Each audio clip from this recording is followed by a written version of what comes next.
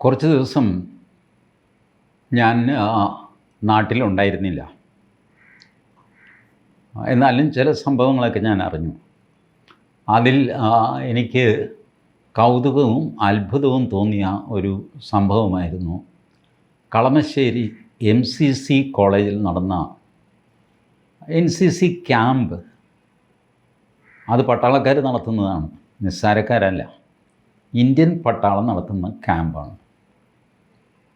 അപ്പോൾ അതിലേക്ക് ഒരു ജനക്കൂട്ടം ഇരച്ച് കയറുന്നു. ഗേറ്റ് ആട്ടി ആട്ടി ആട്ടി പറിച്ച് താഴെ ഇട്ടിട്ട് എല്ലാവരും കൂടെ വലിയൊരു ജനക്കൂട്ടം അകത്തേക്ക് കയറുന്നു. സംഭവം എന്താണെന്ന് വെച്ചാൽ അവിടെ ഭക്ഷ്യവിഷബാധയുണ്ടായി.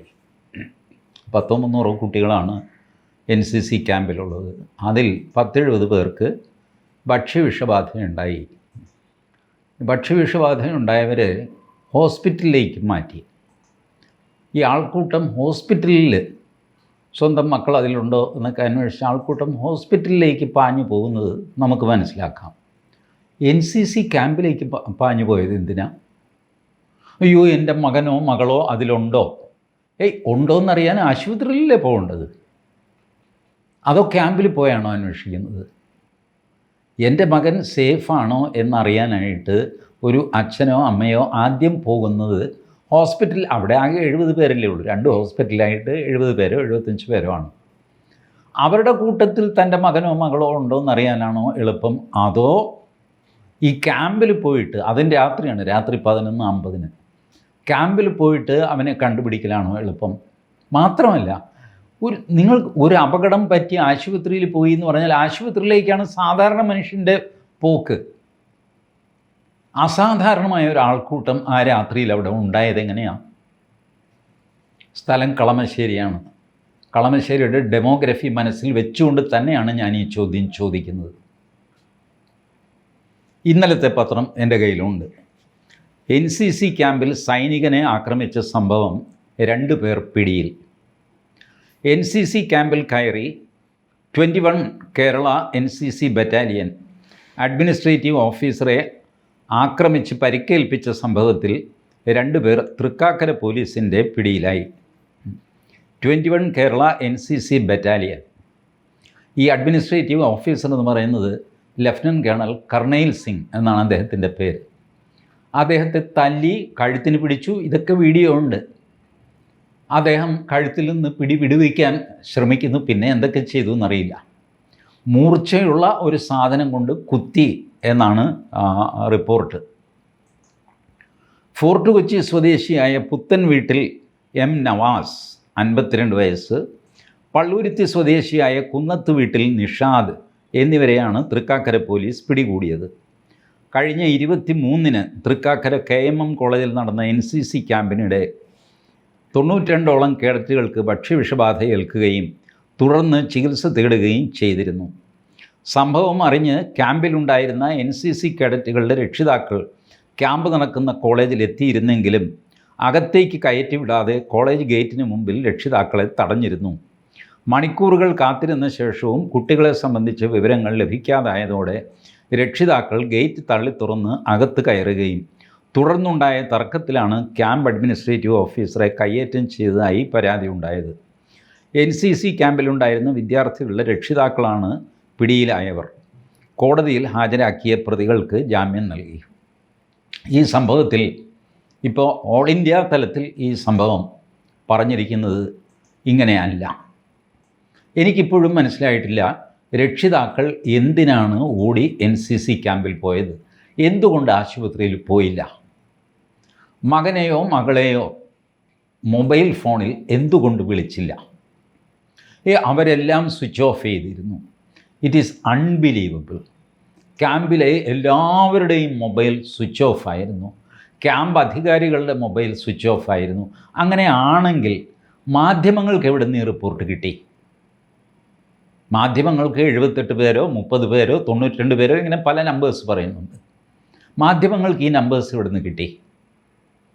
ആശുപത്രിയിലാക്കിയവരുടെ വിഷ്വൽസ് എവിടെ?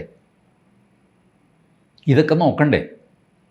കാരണം ഇപ്പോൾ പ്രചരിക്കുന്ന വാർത്ത ഈ ഭക്ഷ്യവിഷബാധ കുറച്ച് പേര് അഭിനയിച്ചതാണ്. കുട്ടികൾ NCC കമാൻഡൻറ്റിനോട് അവധി ചോദിക്കുന്നു ക്രിസ്മസിന്.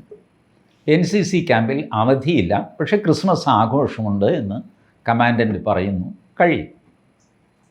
അപ്പോൾ കുറച്ച് പേരുടെ പിള്ളേരല്ലേ ഒരു വക്രബുദ്ധി, നമുക്ക് വയറുവേദന അഭിനയിക്കാം, അപ്പോൾ ആശുപത്രി കൊണ്ടുപോകും, 2 ദിവസം ചുട്ടി, ഇങ്ങനെ എന്തോ വിചാരിച്ചു. എല്ലാവരും ഒന്നും അതിൻ്റെ കൂടെ കൂടിയില്ല, കുറച്ച് പേര് കൂടി. അതാണ് ഈ ഭക്ഷ്യവിഷബാധ എന്ന് പറയുന്നു. ആക്ച്വൽ ഭക്ഷ്യവിഷബാധയാണെങ്കിൽ അതിൻ്റെ മെഡിക്കൽ റിപ്പോർട്ടോ ഫോളോ അപ്പോ ഒന്നും പിന്നെ ടി വിയിലൊന്നും കാണുന്നില്ല. വ്യക്തിപരമായിട്ട് ഞാൻ പോയി അന്വേഷിച്ചിട്ടുമില്ല. ക്യാമ്പ് പിരിച്ചുവിട്ടു. ഇതിൽ ഗുരുതരമായ കാര്യമായിട്ട് ഞാൻ കാണുന്നത്, ഇതൊക്കെ പബ്ലിക്കിൽ വീഡിയോയിൽ വന്നിട്ടുള്ളതാണ് കേട്ടോ. മനോരമ, ഏഷ്യാനെറ്റ്, മാതൃഭൂമി, ഇതിലൊക്കെ വന്ന സാധനങ്ങളാണ് ഞാൻ ഈ പറയുന്നത്. ഞാനായിട്ടൊന്നും ചേർത്ത് പറയുന്നില്ല. ഭാഗ്യലക്ഷ്മി എന്ന SFI നേതാവ്, അവർ സ്ത്രീകളുടെ പെൺകുട്ടികൾ താമസിക്കുന്ന ഹോസ്റ്റൽ കയറി ചെന്നു. എന്തിന് കയറി ചെന്നു? ഭക്ഷ്യവിഷബാധയുണ്ട് എന്നറിഞ്ഞിട്ട് നിങ്ങൾ അടുക്കളയിൽ കയറി പരിശോധിക്കാൻ പോയാൽ മനസ്സിലാക്കാം. താമസിക്കുന്ന മുറിയിലേക്ക്, കിടന്നുറങ്ങുന്ന മുറിയിലേക്ക് കയറി ചെല്ലുന്നത് എങ്ങനെ? SFI നേതാവിന് ആരധികാരം കൊടുത്തു? അത് ചോദിക്കാൻ ഇവിടെ NCCയുടെ ആരും ഉണ്ടായില്ല എന്നുള്ളത് വേറെ കാര്യം. ചോദിച്ച NCC administrative officer lieutenant colonel Karnail Singh അദ്ദേഹത്തെ കയ്യേറ്റം ചെയ്തു. कर्नैल सिंह साहब ये क्या है? आपको कोई आता है, मारता है और जाता है, आप खाली हाथ खड़े हैं। अरे आप तो इंडियन मिलिट्री का लेफ्टिनेंट कर्नल है ना, आपने छोड़ना नहीं चाहिए था वो आदमी को, वहीं के वहीं उसको बांध के रखना था। आपके पास पावर है, लोग हैं, कितने लोग हैं आपके सपोर्ट करने वाले, और आप ऐसे निसहाय असहाय होकर आप तो गाली खाते हैं, आप मार खाते हैं। ये सब क्या हो रहा है? ഇന്ത്യൻ മിലിറ്ററി ജനങ്ങളുടെ അഭിമാനമാകേണ്ട ഇന്ത്യൻ മിലിറ്ററി റോട്ടിൽ കിടന്ന് തല്ലുകൊള്ളുന്ന കാഴ്ച ഇപ്പോൾ ആദ്യമായിട്ടൊന്നുമല്ല കേരളത്തിൽ. പോലീസ് സ്റ്റേഷനിൽ വെച്ച് പട്ടാളക്കാരനെ തല്ലുക, നടുറോഡിൽ വെച്ച് തല്ലുക, ഇന്ത്യൻ പട്ടാളത്തിന് അപമാനം സംഭവിക്കുന്ന ഒരുപാട് കാര്യങ്ങൾ കാശ്മീർ തോക്ക് ഇത്ര ദൂരെ, കാശ്മീരിനൊന്നും പറയണ്ട, ഇത് നമ്മുടെ കൺമുമ്പിൽ സംഭവിക്കുന്നു. പട്ടാളം മാത്രമല്ല, പട്ടാളമായിരുന്നു ബാക്കിയുണ്ടായിരുന്നത്, ഇപ്പോൾ അതും കൂടെ സംഭവിച്ചിരിക്കുന്നു. വാസ്തവത്തിൽ നിങ്ങൾ നോക്കൂ, NIA അപഹാസ്യമായ ഒരു ഏജൻസിയാണ് കേരളത്തിൽ, CBI അപഹാസ്യമായ ഏജൻസിയാണ് കേരളത്തിൽ, എൻഫോഴ്സ്മെൻറ്റ് ഡയറക്ടറേറ്റ് നാണം കെട്ട ഒരു ഏജൻസിയാണ് കേരളത്തിൽ, ഇല്ലേ? ഒരു ചുക്കും ചെയ്യാൻ നിൽക്കുന്ന ആൾക്കാർ. ഇൻകം ടാക്സ് പലതും രഹസ്യമായിട്ട് ചെയ്യുന്നതുകൊണ്ട് I will not comment on that. Department of revenue intelligence അത് രഹസ്യമായിട്ട് ചെയ്യുന്നതുകൊണ്ട് I will not comment on that. Central IB I will not comment on them because it is all secret, we don't know. But കേന്ദ്രത്തിൽ നിന്ന് വരുന്ന അല്ലെങ്കിൽ കേന്ദ്രത്തിൻ്റെ ഏജൻസികളെല്ലാം തന്നെ കേരളത്തിൽ അപഹാസ്യരാകുന്ന കാഴ്ച. അതിന് ബാക്കിയുള്ളത് പട്ടാളം മാത്രമായിരുന്നു. ഞാൻ പലപ്പോഴും സൈബർ സെക്യൂരിറ്റിയെ പറ്റിയൊക്കെ നിലവിളിക്കാറുണ്ട്. സൈബർ സെക്യൂരിറ്റി പോയിട്ട് ഫിസിക്കൽ സെക്യൂരിറ്റി, വഴി നടന്നു പോകാനുള്ള അവകാശം തീരെഴുതി കൊടുത്ത പട്ടാളക്കാരാണ് നമുക്കുള്ളത് എന്ന് പറയുന്നത് നാണക്കേടല്ലേ? ഇന്ത്യൻ പട്ടാളത്തിന് നാണക്കേടല്ലേ? ഇതിനു മുമ്പ് നിങ്ങളോട് പറഞ്ഞിട്ടുണ്ട്. ഈ കളമശ്ശേരി എന്ന് പറയുന്ന സ്ഥലത്തിന് തൊട്ടടുത്താണ് നമ്മളുടെ NAD നേവൽ ആർമമെൻറ്റ് ഡിപ്പോ, ആയുധശേഖരം നേവിയുടെ. ഇതിന് തൊട്ടടുത്താണ് ഈ സംഭവങ്ങളൊക്കെ നടക്കുന്നതിന് തൊട്ടടുത്താണ്. നാളെ ആയുധശേഖരം ഇരിക്കുന്ന നേവൽ ആർമമെൻറ്റ് ഡിപ്പോയിലേക്ക് ചവിട്ടിക്കയറി SFIക്കാരും SDPIക്കാരും ഒക്കെ കയറിയില്ല എന്ന് ആരറിഞ്ഞു? കയറിയാൽ തന്നെ അവിടെ നിൽക്കുന്ന പട്ടാളക്കാർ ആകാശത്തേക്ക് പോലും വെടിവെക്കാൻ പറ്റാതെ നിസ്സഹായരായിട്ട് നിന്ന് തല്ലുകൊള്ളുന്ന കാഴ്ച കാണേണ്ടി വരുമോ? ഞാൻ പറയുന്നത് കേരളത്തിൽ സെർവ് ചെയ്യുന്നതും റിട്ടയർ ചെയ്യുന്നതുമായ പട്ടാളക്കാരുണ്ടല്ലോ, അവരുടെ ശബ്ദം എവിടെ? അവരുടെ പ്രകടനം എവിടെ? അവരുടെ പ്രതിഷേധം എവിടെ? എന്നെപ്പോലൊരു സാധാരണ പൗരന് ഇത്രയധികം ധാർമ്മിക രോഷം ഉണ്ടാകുന്നുണ്ടെങ്കിൽ ഇത് കണ്ടുകൊണ്ടിരുന്ന പട്ടാളക്കാരുടെ ധാർമ്മിക രോഷം എവിടെ? നിങ്ങൾ ഒരുമിച്ച് ശബ്ദം ഉയർത്തിക്കഴിഞ്ഞാൽ പിണറായി വിജയൻ കേൾക്കും, രാജ്നാഥ് സിംഗ് കേൾക്കും. നിങ്ങൾക്ക് നിങ്ങളുടെ ശക്തി അറിയില്ല. നിങ്ങളെപ്പറ്റി ജനങ്ങൾക്ക് എത്ര വലിയ പ്രതീക്ഷയാണുള്ളത് നിങ്ങൾക്കറിയില്ല. റിട്ടയറായ ഒരു പട്ടാളക്കാരന് പോലും ജനങ്ങളുടെ ഉള്ളിൽ ഒരു ബഹുമാനമുണ്ട്. അത് കളഞ്ഞു കുളിക്കരുത്, വല്ലവൻ്റെയും തല്ല് വാങ്ങരുത് ഇങ്ങനെ നിന്നുകൊണ്ട് പരസ്യമായിട്ട്. എനിക്ക് അത്ഭുതം തോന്നി. ലഫ്റ്റനൻറ്റ് കേണൽ കർണയിൽ സിംഗ് തല്ലുന്നു. ആരാ തല്ലിയത്? തല്ലിയതായിട്ട് പോലീസ് കേസ്. ഇനി അയാളാണോ വേറെ ആളാണോ എന്ന് എനിക്കറിയില്ല. എം നവാസ്, പിന്നെ നിഷാദ്, പള്ളുരുത്തിയിലും ഫോർട്ട് കൊച്ചിയിലുമുള്ള 2 സാധാരണക്കാർ തല്ലുന്നത് വീഡിയോയിൽ കാണുന്നു. അദ്ദേഹം മിനിമം ഒരു റെസിസ്റ്റൻസൊക്കെ കിട്ടാതിരിക്കാൻ ഇങ്ങനെ കൈകൊണ്ട് തടുക്കുന്നതല്ലാതെ തിരിച്ച് ഒരടി കൊടുക്കണമല്ലോ, ഒരെണ്ണം കൊടുക്കുന്നില്ല. What a fall my countrymen, what a fall. എന്താ കേരളത്തിന് സംഭവിക്കുന്നത്? Big thing like cyber security. ഞാൻ ലഫ്റ്റനൻറ്റ് കേണൽ പവിത്രൻ രാജനുമായിട്ട് നടത്തിയ ഡയലോഗുണ്ട് പത്രികയിൽ തന്നെ. You might have seen it time and again. നമുക്ക് സ്വന്തം ഫേസ്ബുക്ക് വേണം, വാട്സാപ്പ് വേണം, ട്വിറ്റർ വേണം, നെഞ്ചത്തടി നിലവിളി എത്ര നടത്തിയിരിക്കുന്നു നിങ്ങളുടെ മുമ്പിൽ. ഇന്നിപ്പോൾ ഞാൻ ഫിസിക്കൽ സെക്യൂരിറ്റി, വഴി നടക്കാനുള്ള അവകാശം ഇന്ത്യൻ പട്ടാളത്തിന് കൊടുക്കണം എന്ന് അത് ചോദിക്കേണ്ട ഗതികേടായി. ഇന്നിപ്പോൾ സിവിലിയന്മാർ സദേൺ നേവൽ കമാൻഡ് കീറി മുറിച്ചാണ്, ഇന്നല്ല എത്രയോ കാലമായി. എറണാകുളത്ത് വില്ലിംഗ്ടൺ ഐലൻഡിൽ സദേൺ നേവൽ കമാൻഡിനെ കീറി മുറിച്ചുകൊണ്ടാണ് പബ്ലിക് റോഡ്. നിസ്സഹായാവസ്ഥയാണ്, ഐലൻഡാണ്, എതിലേ വേണമെങ്കിലും പൊക്കോളണം. അതിനുവേണ്ടി എത്ര കോടി രൂപ മുടക്കിയാലും ശരി, സദേൺ നേവൽ കമാൻഡിൻ്റെ നടുക്കുകൂടെ സിവിലിയൻസിനെ വിടാൻ പാടില്ല. എത്ര വർഷമായി. ദിവാൻ ഷൺമുഖം ചെട്ടിയാണ് ഐലൻഡ് ഡെവലപ്പ് ചെയ്ത് ഈ പരുവത്തിലാക്കിയത്. അത് ബ്രിട്ടീഷുകാരാണ്. ആരാ? Robert Bristow. ദിവാൻ ഷൺമുഖം ചെട്ടിയുടെ കീഴിൽ എക്സിക്യൂട്ടീവ് എഞ്ചിനീയറായിരുന്നു റോബർട്ട് ബ്രിസ്റ്റോ. ഷൺമുഖം ചെട്ടി പറഞ്ഞത് അങ്ങേര് കേട്ടു റോബർട്ട് ബ്രിസ്റ്റോ. അങ്ങനെയാണ് ഐലൻഡ് ഡെവലപ്പാകുന്നത്. ഐലൻഡ് ഡെവലപ്പായപ്പോൾ അന്ന് വൈസ്രോയി ആയിരുന്ന മദ്രാസിൽ താമസിക്കുന്ന വെല്ലിംഗ്ടൻ്റെ പേരിട്ടു. വെല്ലിംഗ്ടൺ കേരളത്തിൽ വന്നിട്ടേ ഇല്ല, ഈ ദ്വീപും കണ്ടിട്ടില്ല. പക്ഷേ സ്റ്റിൽ വെല്ലിംഗ്ടൺ ഐലൻഡ്. ഇതാണ് നമുക്ക് ബ്രിട്ടീഷുകാരോടുള്ള ഭക്തി. സ്വാതന്ത്ര്യം കിട്ടിക്കഴിഞ്ഞ് പിന്നെ ഇതിൻ്റെ പേര് മാറ്റാൻ പറ്റുമോ? പറ്റില്ല. കാരണം ആദ്യം കമ്മ്യൂണിസ്റ്റുകാർ ചാടി വീഴും, അത് മാറ്റാൻ പറ്റില്ല എന്ന് പറയും. ഷൺമുഖം ചെട്ടിയുടെ പേരിട്ടു. നമ്മുടെ ഷൺമുഖൻ റോഡ്, സീലോഡ് ഹോട്ടലൊക്കെ ഇരിക്കുന്ന പടിഞ്ഞാറ് ഷൺമുഖൻ റോഡെന്ന് എല്ലാവരും പറയുമല്ലോ. ഏത് ഷൺമുഖം എന്നറിയാമോ? അറിയണം.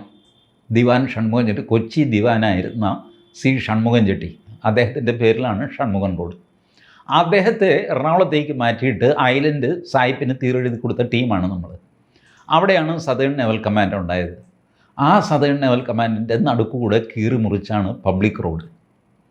പബ്ലിക്കിൽ ജീപ്പിൽ പോകുന്ന ഒരു മനുഷ്യൻ 4 ബോംബ് എറിഞ്ഞു കഴിഞ്ഞാൽ ഇന്ത്യൻ നേവിയുടെ റൺവേ പൊട്ടിത്തെറിച്ചു പോകും. ഇന്ത്യൻ നേവി ആറന്മുള വിമാനത്താവളം വന്നപ്പോൾ അതിന് ക്ലിയറൻസ് കൊടുത്തു ഇന്ത്യൻ നേവി. അപ്പോൾ ആ ക്ലിയറൻസ് റിപ്പോർട്ട് ഞാൻ വായിച്ചിരുന്നു. ആ റിപ്പോർട്ടിൽ കാഷ്വലായിട്ട് ഇന്ത്യൻ നേവി പറഞ്ഞു പോവുകയാണ്, കൊച്ചിയിൽ നിന്ന് ഞങ്ങളുടെ ഫൈറ്റർ ജെറ്റ് എടുത്താൽ 3 മിനിറ്റിനകം ആറന്മുള ക്രോസ് ചെയ്യും. 3 minutes. This is the power and capability of Indian navy. അപ്പം ഞാൻ അല്പം അതിശയിച്ചു. 3 മിനിറ്റ് കൊണ്ട് കൊച്ചിയിൽ നിന്ന് ആറന്മുള ക്രോസ് ചെയ്യും വിമാനം. ക്ലിയറൻസ് ലെറ്ററിൽ അവർ അതിൻ്റെ ടോട്ടൽ പിക്ചർ പറഞ്ഞതാണ്, റൺവേയുടെ കിടപ്പ്, അത് ഇത് വേണ്ടി വരുന്ന സമയം, ഇതെല്ലാം. ഈ കേപ്പബിലിറ്റി ഈ കൊച്ചിയിൽ നിന്ന് പൊങ്ങിയിട്ട് വേണ്ടേ 3 മിനിറ്റ് കൊണ്ട് ആറന്മുള ക്രോസ് ചെയ്യാൻ. എന്നെപ്പോലെ ഒരു പൊട്ടൻ ചുമ്മാ 4 പടക്കം എറിഞ്ഞു കഴിഞ്ഞാൽ നിങ്ങളുടെ റൺവേ നാശഭൂഷമാകും. പിന്നെ ആ റൺവേ നന്നാക്കിയിട്ട് അതിലൂടെ വിമാനം എടുക്കുമ്പോൾ എത്ര ദിവസം എടുക്കും? And what sort of security we are talking about? You don't even have physical security. ഇങ്ങനെയൊന്നും ആയിരുന്നില്ല ഇന്ത്യൻ നേവി, ഇന്ത്യൻ പട്ടാളവും.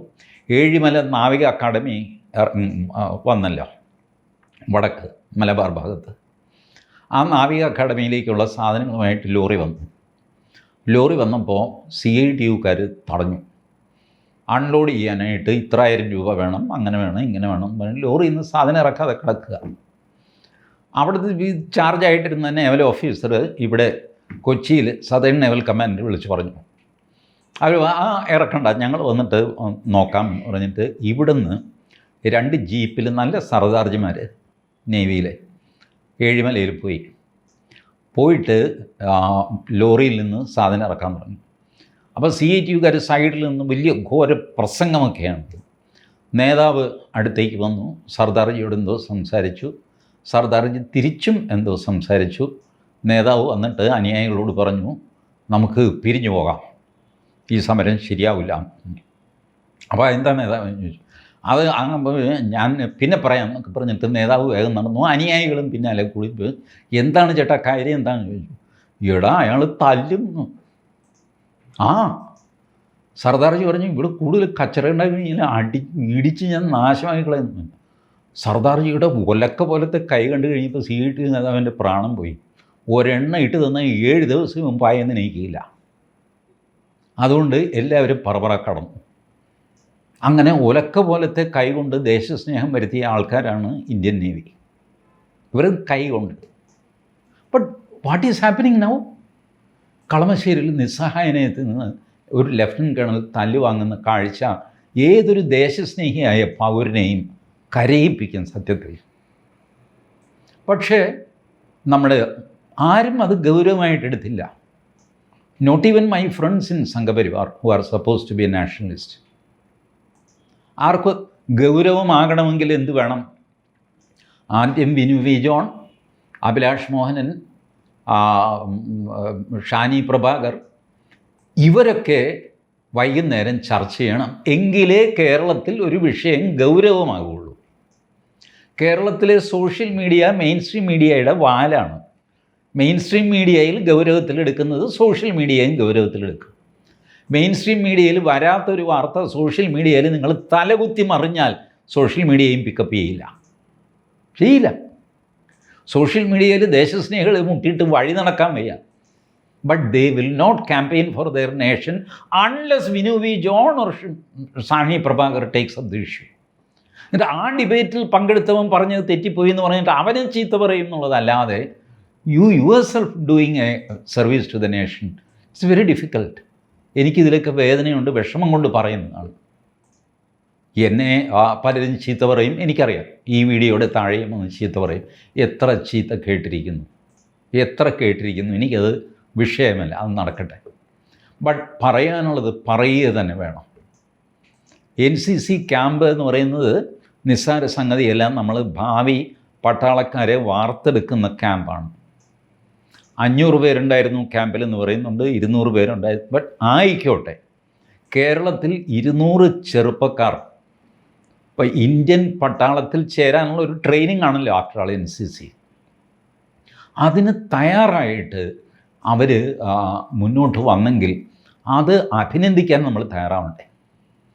ആ പെൺകുട്ടികൾ ഈ SFI നേതാവ് ഭാഗ്യലക്ഷ്മി എന്ന് പറയുന്ന നേതാവിനോട് തിരിച്ചു ചോദിക്കും, നീ ആരടി? ഈ ഭാഗ്യലക്ഷ്മി ചോദിച്ചതായിട്ട് ഈ കുട്ടികൾ പറയുന്നത്, നീയൊക്കെ ഇവിടെ സാറന്മാർക്ക് കിടന്നു കൊടുക്കുകയാണ്, ഇവിടെ ആരെയാ ഒളിപ്പിച്ചിരിക്കുന്നത്, ഇത് നോക്കാനാണ് ഈ പെൺകുട്ടി വന്നിരിക്കുന്നത്. അവരതിലും ചൂടായിട്ട് അവർ പറഞ്ഞു, എന്നാൽ പിന്നെ നീ ആളെ കണ്ടുപിടിച്ചിട്ട് ഇവിടെ നിന്ന് പോയാൽ മതി. നീ ഞങ്ങളുടെ രഹസ്യക്കാരനെ അന്വേഷിച്ച് വന്നതല്ലേ, അവനെ കണ്ടിട്ട് നീ പോയാൽ മതി. ഈ രീതിയിൽ വാഗ്വാദം. Who gave power to SFI? എനിക്ക് അറിയില്ല. കേരളത്തിൻ്റെ നല്ലൊരു ശതമാനം പോപ്പുലേഷൻ ഇന്ത്യൻ പട്ടാളത്തെ വെറുക്കുന്നു എന്നുള്ളത് എൻ്റെ അനുഭവമാണ്. ഞാൻ കേരളത്തിലെ ചില പ്രദേശങ്ങൾ സംഘർഷ പ്രദേശങ്ങളായിട്ട് പ്രഖ്യാപിച്ചിട്ട് അവിടെ armed forces special power act കൊണ്ടുവരണമെന്ന് പറഞ്ഞിട്ട് അന്ന് ആഭ്യന്തരമന്ത്രിയായിരുന്ന രാജ്നാഥ് സിംഗിന് കത്തയച്ച ആളാണ്. ഈ പറയുന്ന വലിയ ദേശീയവാദികൾ അടക്കം അന്ന് എന്നെ പരിഹസിച്ചു, പുച്ഛിച്ചു. പട്ടാളക്കാർ വന്നു കഴിഞ്ഞാൽ സ്ത്രീകളെ ബലാത്സംഗം ചെയ്യുമെന്ന് പറഞ്ഞു. അത് പറഞ്ഞത് നമ്മളുടെ കോടിയേരി ബാലകൃഷ്ണനാണ്. പ്രസംഗിച്ചു ബാലകൃഷ്ണൻ, പട്ടാളം നിങ്ങളെ ബലാത്സംഗം ചെയ്യും, സൂക്ഷിച്ചോ എന്ന് പറഞ്ഞുകൊണ്ട്. ഈ പരിപാടി ഇപ്പോഴത്തെ SFI നടത്തിക്കൊണ്ടിരിക്കുന്നു. പട്ടാളം ഒന്നുകിൽ ബലാത്സംഗം ചെയ്യും, അല്ലെങ്കിൽ പട്ടാളക്കാർക്ക് ഈ പെൺപിള്ളേർ കടന്നു. എന്തൊരു കഷ്ടം! ഇതൊക്കെ നടക്കുന്നു കേരളത്തിൽ. നിസ്സംഗരായിട്ട് നമ്മളെല്ലാം നിൽക്കുന്നു. എന്തൊരു കഷ്ടം എന്നല്ലാതെ ഞാൻ എന്ത് പറയാനാണ്. Thank you.